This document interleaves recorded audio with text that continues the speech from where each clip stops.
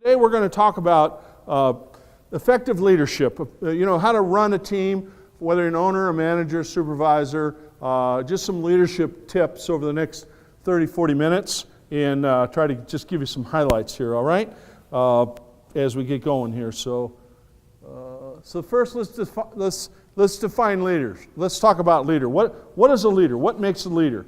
So whether you're a president, whether you're somebody who's done something, what's the common theme for leaders?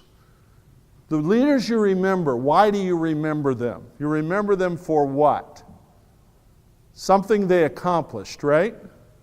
You remember them for results. So, you could look up here on the screen and every one of them did something we remember. And so that's what I want you to think about. What makes an effective leader?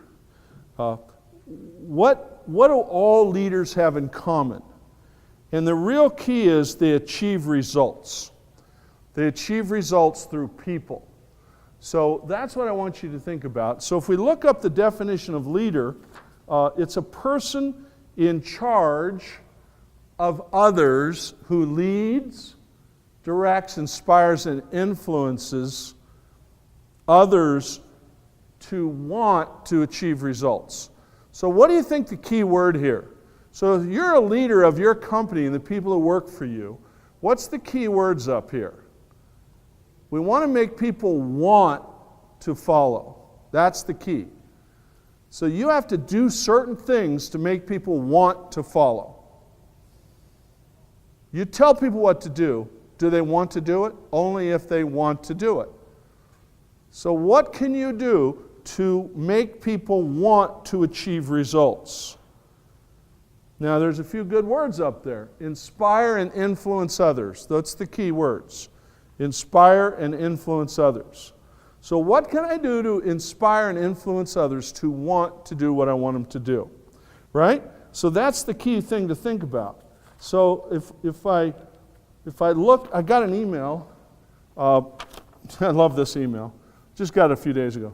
We're a small GC steel building, concrete in Georgia, Florida, etc. We did $1 million last year, whatever. I worked on building an erection crew last year, which was horrible. I went through 22 kids, men, and you name it, drugs, drink, laziness. They all think of it all. I finally plucked one kid out of the 22, and I've been training him to be a supervisor. You guessed it. It's just me doing everything. I have 5 boys in college, and I'm trying to get them to school, and I feel I'm stuck. Since I've fired everybody, I'm now in charge of everything. Help. What should I do? Well, look in the mirror, pal. Nobody wants to work for you. Yeah, out of 22 people, there wasn't one good person. Give me a break. I know you got a big company. How many plumbers you got?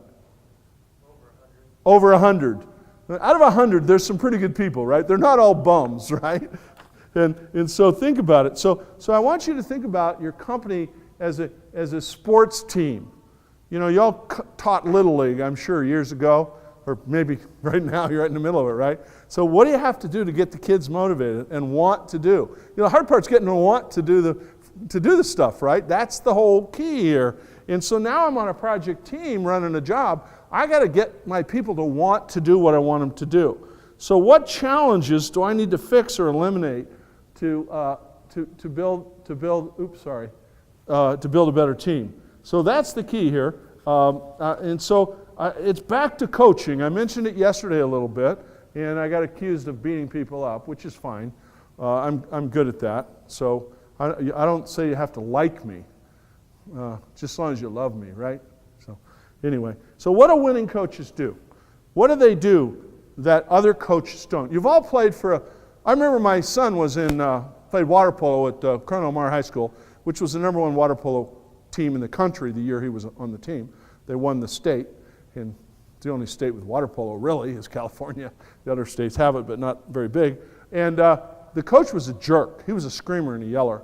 And we finally got rid of him and brought in another guy, and we won the state, right? And I think about it, what does a winning coach do? So there's a long list there, and you might just check it off there as I walk through them. What do I need to work on? First of all, I'm inspiring. Sorry, I didn't mean to do that. So we've got a vision. We have a game plan. We share it with the team. We have a playbook. We have written plays, systems, and structures. We don't go out on the field. We don't play the game. We're not in the game. We're outside the game. We're not running the plays. We put the right players, keyword, right players, in the right positions so we can win. We don't have the wrong players in the wrong positions. We don't tolerate poor performers. We motivate.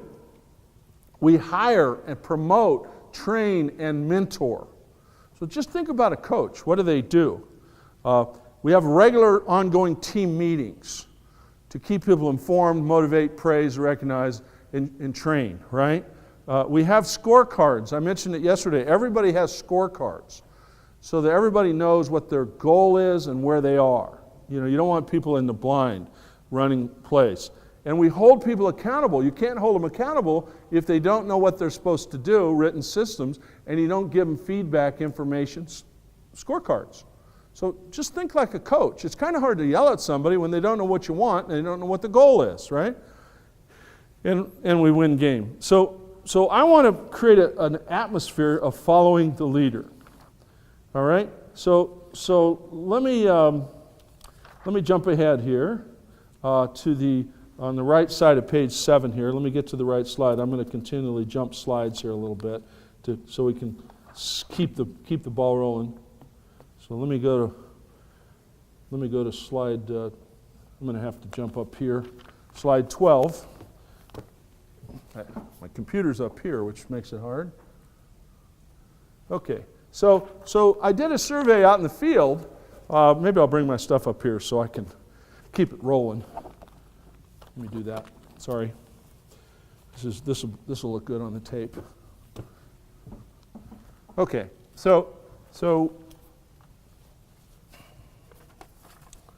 if we look up on the right side of page 7, construction's a 4-letter word. Construction's a 4-letter word, and the word's risk. So my job is to reduce risk so I can achieve a better bottom line, right?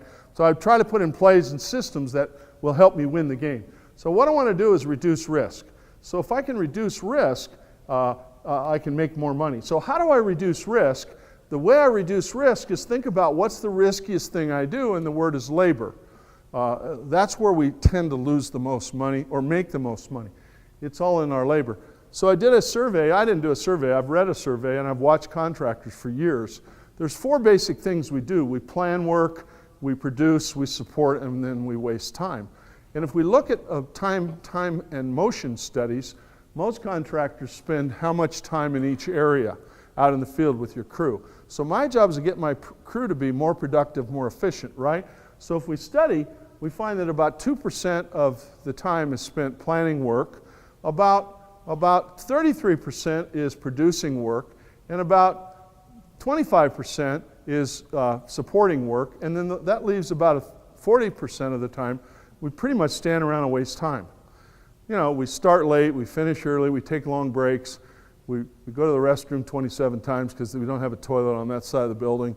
We don't have power where we need it. We're just wasting time. We're waiting for the inspector, waiting for material to show up, whatever we're doing, right? We're going to the wholesale house and standing around talking to the sales guy for 40 minutes, eating a donut, drinking coffee, right? So we waste a lot of time. So the real key here is, what can I do as a leader to improve these numbers?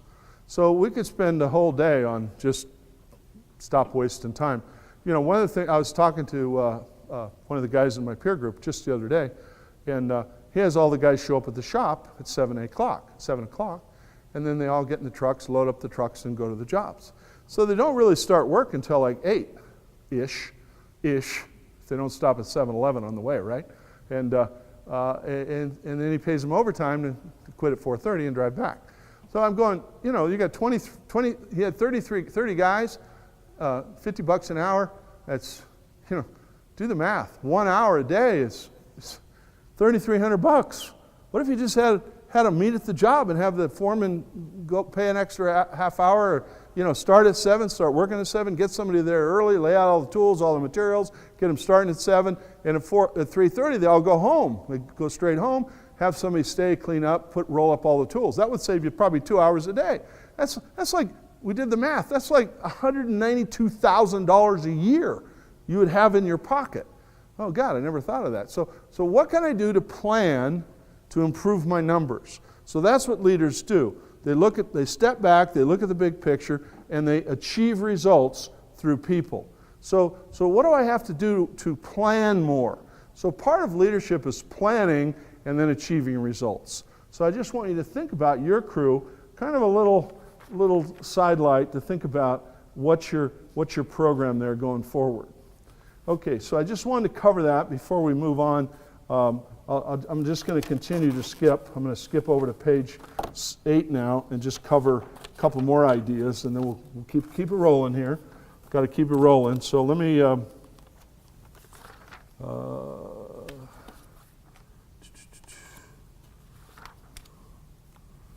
Okay, sorry, I'm jumping ahead here, trying to get to the highlights, the meat.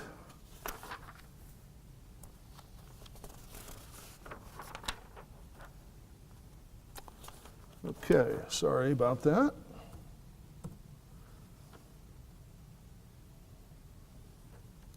All right, so on page 8, kind of at the top there section, not that it matters where we are exactly, but when you hear the word leadership, what do you think of? Do you think of someone else? Do you think of yourself? So I want you to think about, how do you become a leader? When you look in the mirror, leaders are chosen. Leaders are chosen to follow you. So the question is, how do I get people to want to follow me, right? And so what can I do? Leaders are chosen. So first of all, we have to have the basics worked out. The first basics is, number one thing leaders must have is integrity. Integrity is quite simply, do what you say you're going to do. When someone comes up and talks to you and says, hey, what do you think about this? Well, I'll get back to you, and then you don't. You lose all your integrity. You tell somebody you're going to call them, you don't. That's not integrity. It's the little things. It's stealing 10 minutes from your boss by not coming back at 12 o'clock at the end of lunch half hour, whatever it is. So it's living your truth. If safety is number one, live it. If productivity is number one, live it. Is teamwork, positive attitude, live it. So we've got to decide what do we stand for? What do we have integrity? Honesty, integrity, that's the key here. And most of us have that. We just got to make sure we live it. So, and integrity leads to trust and respect. If you don't have integrity, you're not going to build trust, and people aren't going to respect you. People are not going to work for people they don't trust or respect. I've worked with lots of companies. I go in and I do a survey of their employees, a confidential survey. And it comes to me and I review it. And it's unbelievable how many times the employees say the boss yells, screams, disrespects me, doesn't treat me like a human. Well, no wonder they're not going to work hard for you, because they don't have trust and respect for you, and you've lost that valuable integrity component of your core values. So skip a couple slides here, sorry. The second thing I've got to be focused on is the second key to success, or characteristic, is appreciation. I have to appreciate my people. I have to continually thank them, appreciate it, praise, recognize, show them I care about them. I have to really, really appreciate and want to help my people become the best they can be. So I've changed my thinking from a coach to a mentor. My goal is to mentor you to become the best you can be. So yeah, I want to act like a coach, but I want to mentor you to become the best you can be. So in order to do that, I have to appreciate who you are and help you see the light to get to the next level. So appreciation means I make you feel valued and recognized. So on a regular basis, I have to sit down and talk to my people one-on-one and I've got to say, man, I really appreciate you, and you're really a valuable part of this organization, and what do I need to do to help you get to the next level? And, thanks a lot, you're doing a great job. So those are some of the things, some basic characteristics we need to think about as leaders.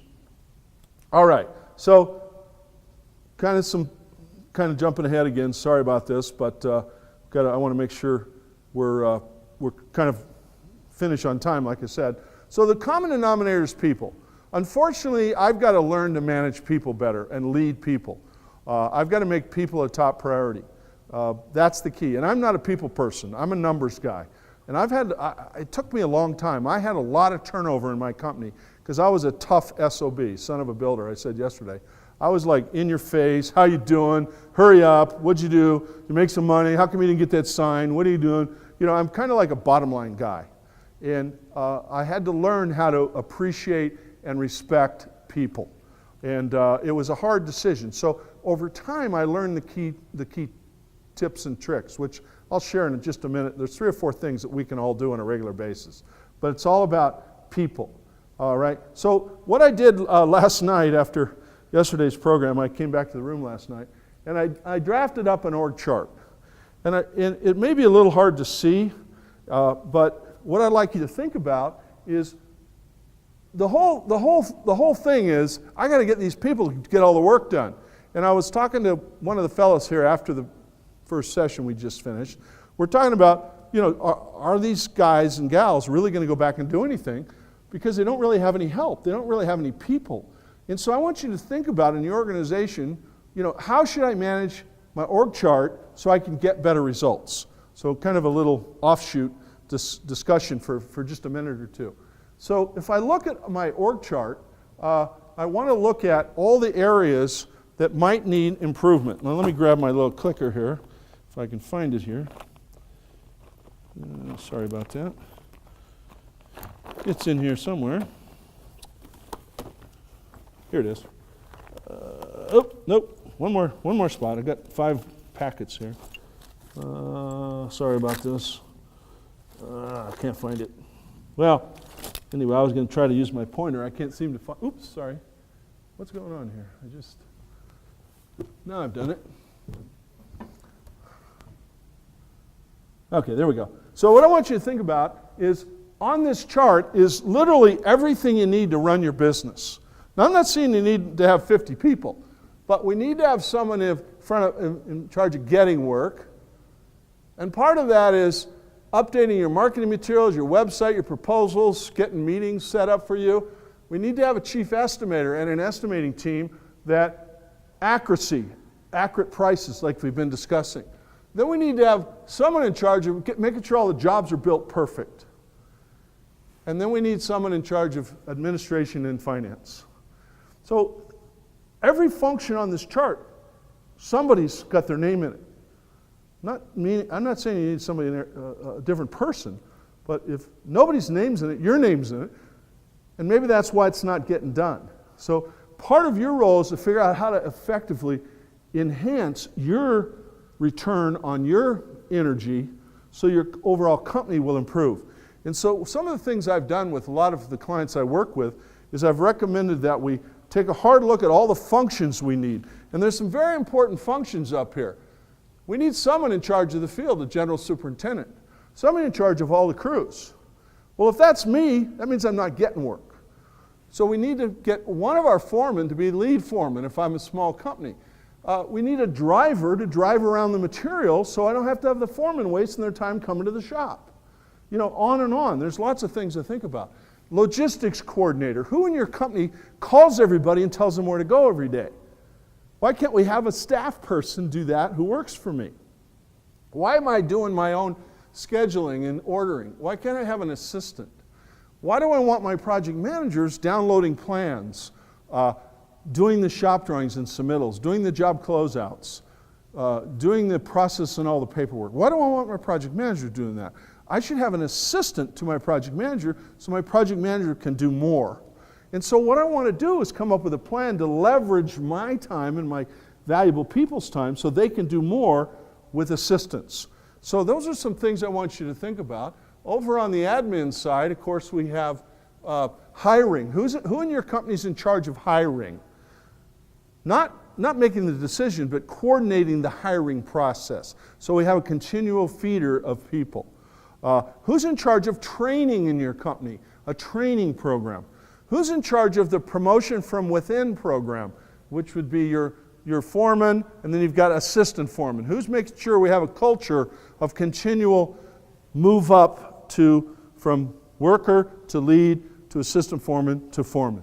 Who's in charge of that? So what I want you to think about on your chart is, what are you currently doing? So you're probably in too many boxes.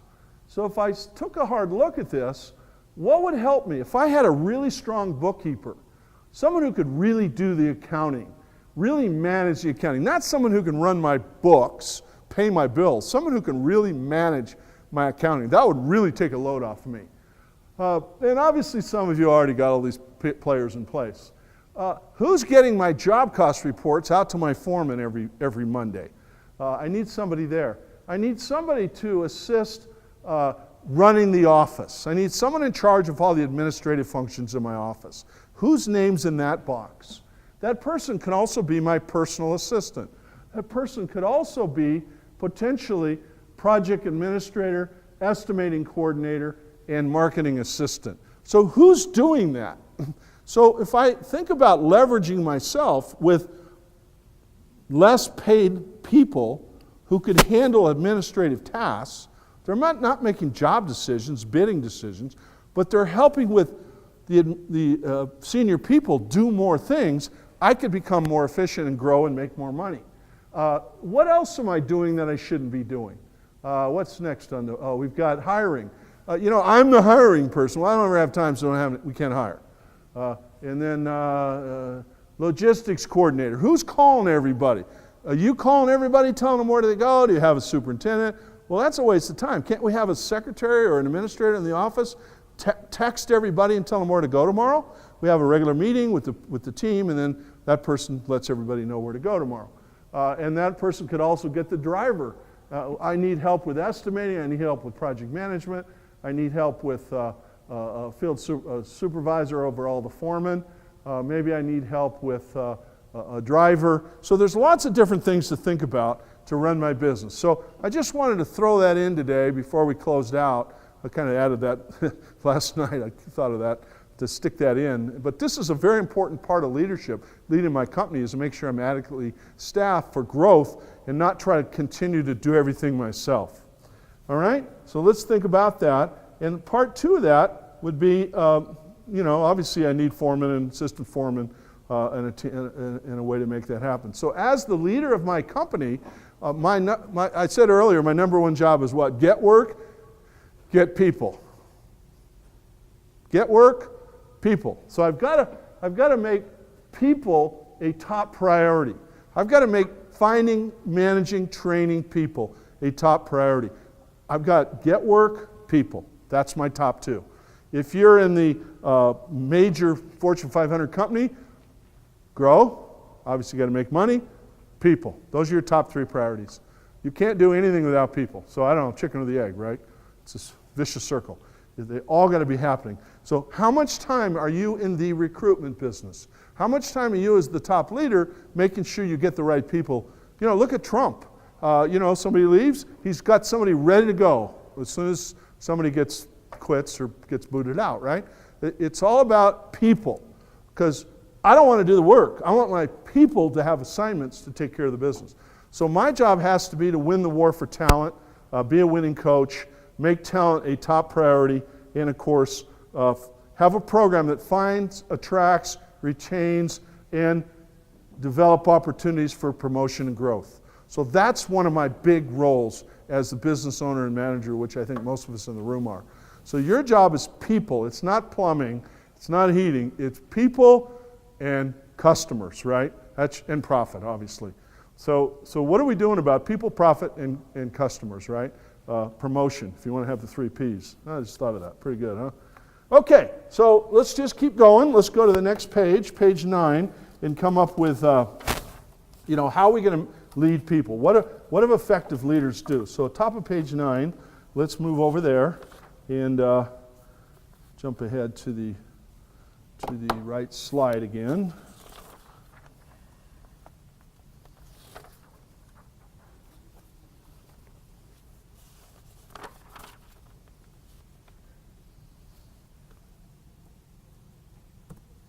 Okay, so let's talk about the younger workers just for a minute, because I know we always whine about the younger workers.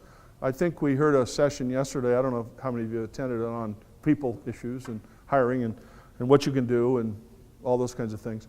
But so if we look at the younger crowd today, and that's, a lot of us are trying to hire the younger crowd, and there's a few of us in the room here that are, I would say, are younger, you know, under 30-ish or whatever. Most of us are 40 and up, and some are 50 and 60.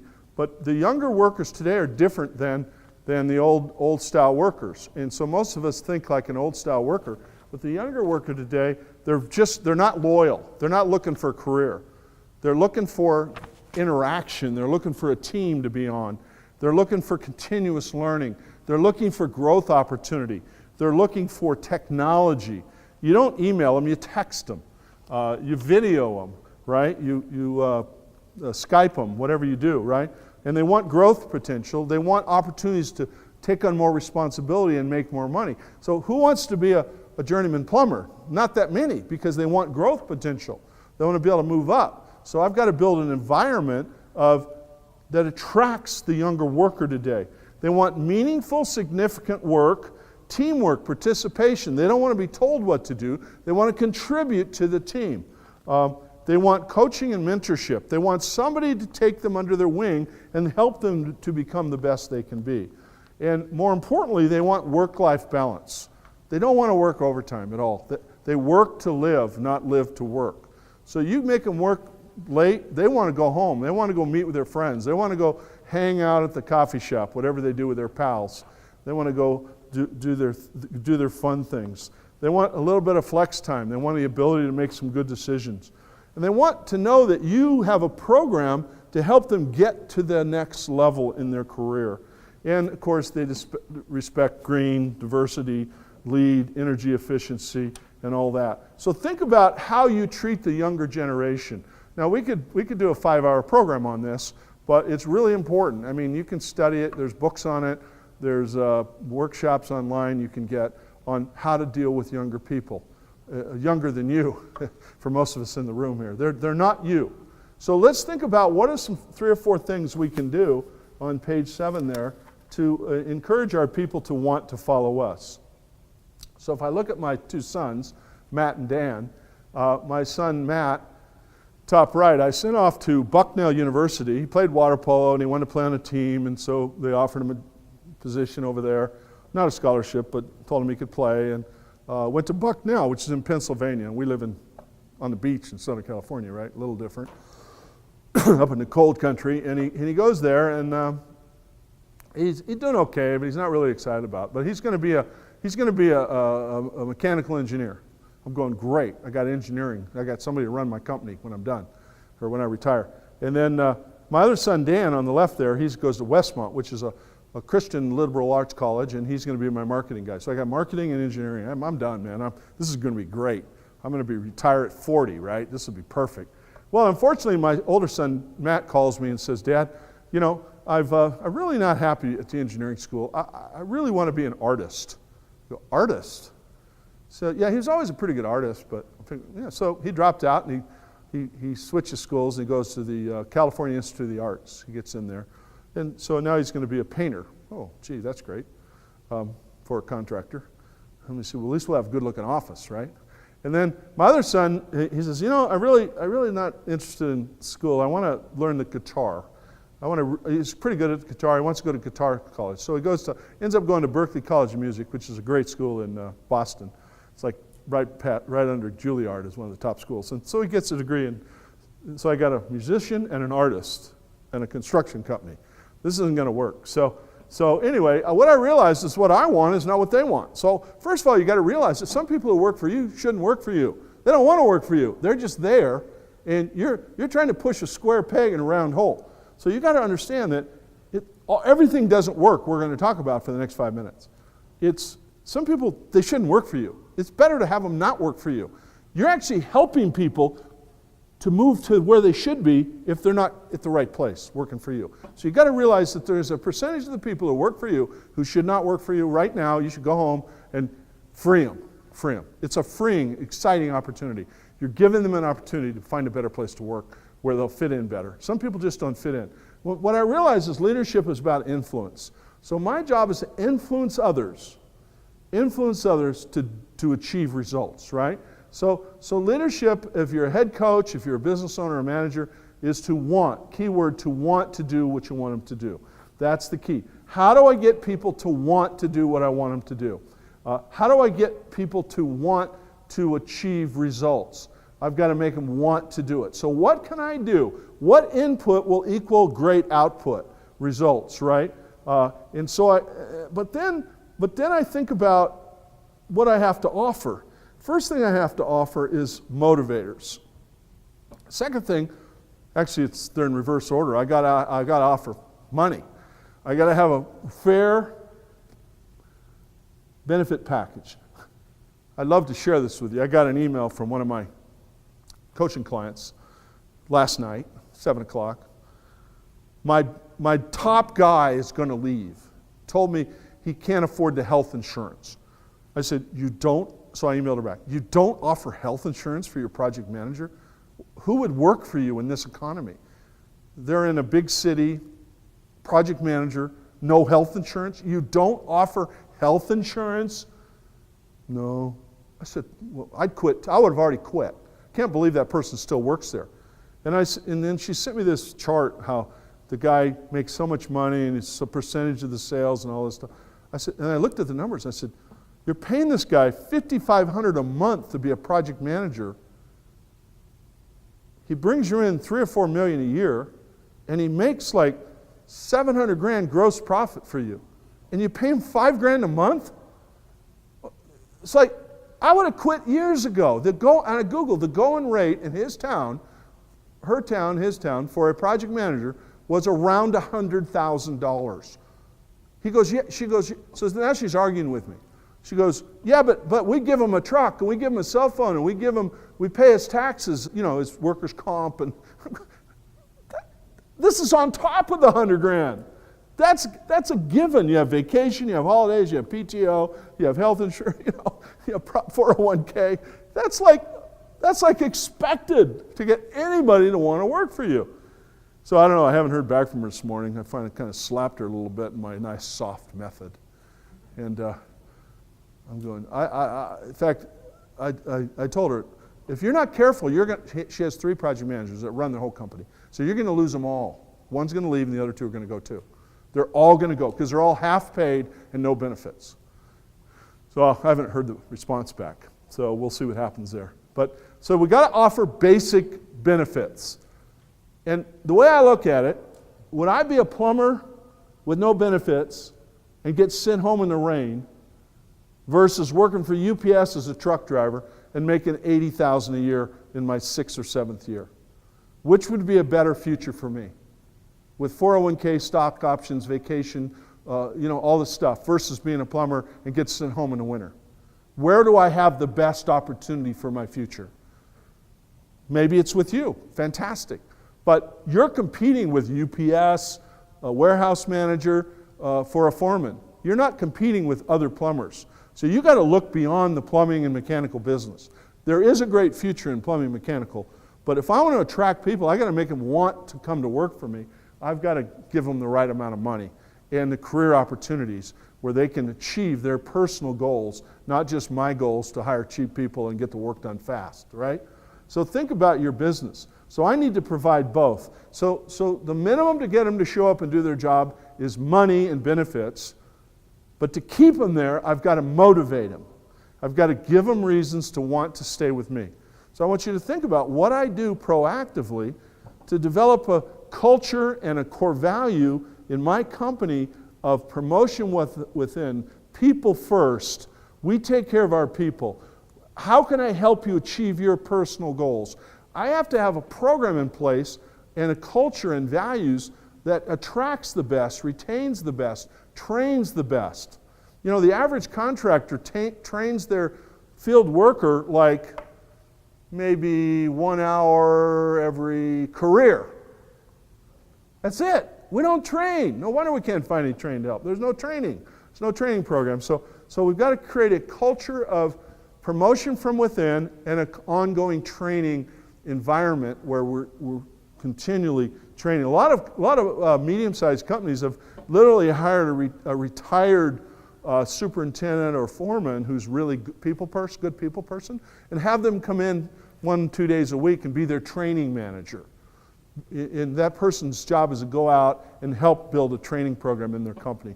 Very inexpensive, $1,000 a month, and you got yourself training. So think about different ways to be the best, right? So think about that. So if people are whining about money and leaving for $3, it's because they don't realize that you have a culture of people first. You don't have a culture of promote from within. They don't feel like they're on the team. They feel like they're a worker. So yeah, everybody's offering $2 more. Okay, it's not the economy, stupid. It's your company is not providing them what they want to maintain and retain them to want to stay to work for you. So it could be you're not paying enough, and or they're not feeling like they're being fed, like they're on a winning team. So think about it. It's an indicator that I need to do something different.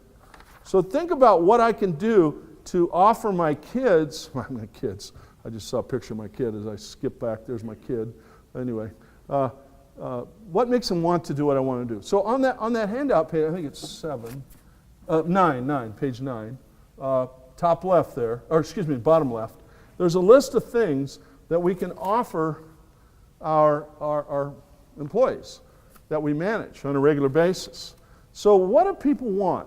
So think about your cats and your dogs. How do we train our dog? How do we get our dog to want to sit, to stand, to come, to fetch? How do we get our dogs or our cats to do what we want them to do? Well, cats, there's nothing you can do with a cat, right? Cat's the other white meat. You know that, right? But dogs, you can train them, right? I know a few cat lovers probably hate me now, but that's okay. I'm allergic to cats, so that's okay. But dogs, so when you want a dog to do something, you got to train them, right? And you got to reward them. You don't kick them when they're down. You don't scream and yell at them. You go, oh, come here, I love you, and you hug them, and you give them a little treat or whatever you do, right? Well, it's the same thing with people. So how do I get people to want to do? So what do people want? So that's the key here. So on this little worksheet here, there's about 15 things. What do I think I need to do to be a good leader? Well, first of all, at the bottom, I got to have good benefits, good security, job opportunity, work for a good company. Okay, so those bottom 4, that's a given. You got to have that. If you don't have that, forget the rest, because they're gone. They're working for you, tolerating you while they're looking for other work. Until they can find a better job, they're going to stay with you. But in order of priority, if you start at the top, that's the priority. That's the priority that people want and need to do and perform to their utmost ability. That's the order. Clear expectations is number 1. Number 1, without question, is clear understanding of what's expected. People got to know the goal, the target. They got to know how to do things. The standard in your company to install a water heater, to lay out the underground, to strap the pipe in the back of the wall, the chase, behind the urinal, the flush valve urinal. You've got to have a standard. Otherwise, they're doing their best, and you come out and zap them because they didn't know what you wanted. Well, if they don't know what you wanted, they're not going to do it with excitement and energy. They're going to do it and hope that it's okay, and et cetera. So I got to know clearly what's expected. So I've got to have a clear systems and standards of how we do business, and I've got to train it. And I got a foreman. What's a foreman's top 3 accountabilities? Expectations. Think about it. No accidents. What's number 2? Man-hour goals. Hit the man-hour goals. Number 3, no punch lists, no callbacks, no nothing. And then, did I say safety? If I didn't, I meant it. It's always number 1, right? Oh, I said no accidents, right? no lost time accidents, no safety, right? So that's it. That's what they're expected to do. Safe, budget, quality. And there's 15 other things. I got to get material, I got to order this. No, those three. You're expected for that, and if you hit that, I'm going to give you a bonus. And all the other stuff is irrelevant. We got to focus on the top three. So let's clearly understand what's expected. On this job, we have 1,000 man-hours for the underground. We have 2,000 man-hours, crew hours for the top out, for the rough. And we've got 500 man-hours for the finish. We have 2 man-hours per toilet, or per fixture, or per this, or per that, right? It's real clear what's expected. There's no misunderstanding, and they get feedback on how well they did. They got to get a weekly report of how well they're doing. They got to know their statistics, their runs, their RBIs, their batting average. They got to know if they won or lost. Otherwise, they're running around hoping they do good.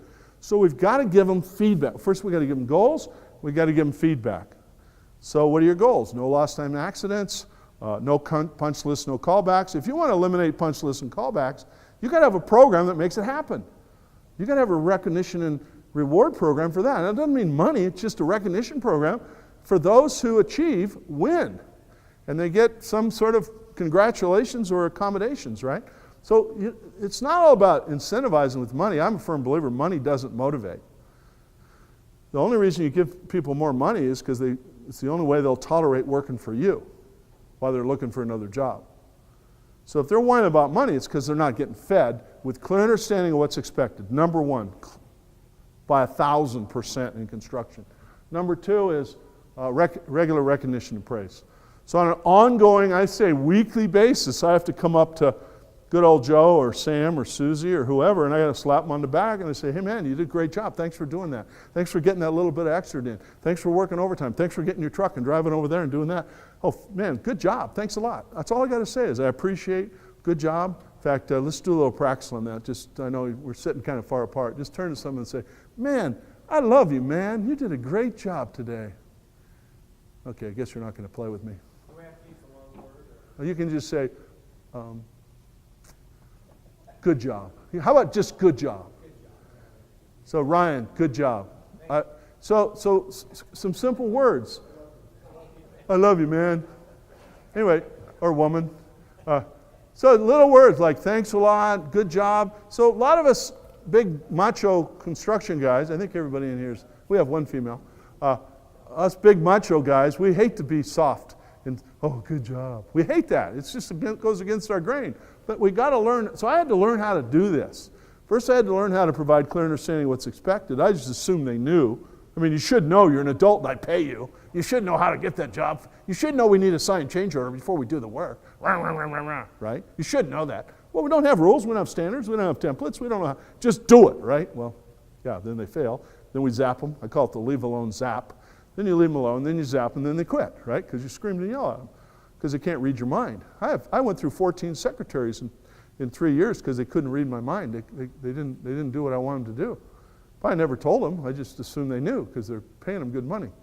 So we want to clearly provide clear understanding of what's expected. And then secondly, we got to recognize and praise them. So everybody needs a attaboy once a week. Once a week is all I ask. So it's the people in the sphere of your influence. If you have 6 people reporting to you, it's those 6. If you have 10, it's those 10. If you got more than 10, you got too many. Most of us can only manage 6 people.